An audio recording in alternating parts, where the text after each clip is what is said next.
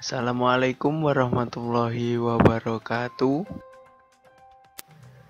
Pada kesempatan kali ini kita akan belajar tentang menyimak berita.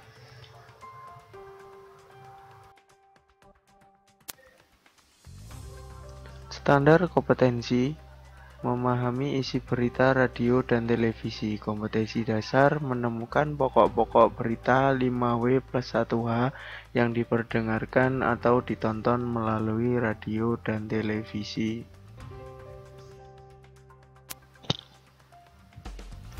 Tujuan pembelajaran: peserta didik mampu menemukan pernyataan-pernyataan yang merupakan jawaban pertanyaan pokok-pokok berita. Peserta didik mampu menuliskan pokok-pokok berita dengan ejaan yang baik dan benar.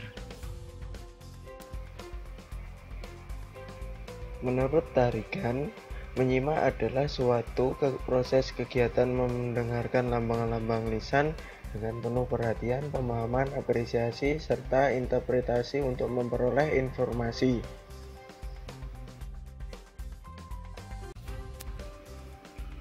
Menyimak berita berarti suatu kegiatan mendengarkan, memahami, dan mengapresiasi suatu berita untuk mendapatkan informasi dalam berita.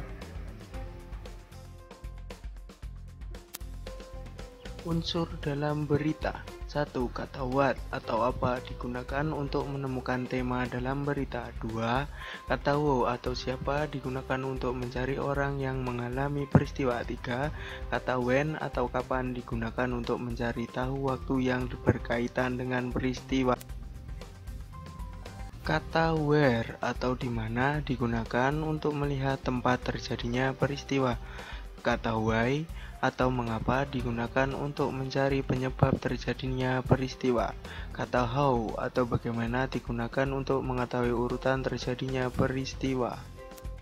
Simaklah berita berikut. Soal berita televisi. 1. Tentukan kalimat dalam berita televisi yang menyatakan pokok-pokok isi berita.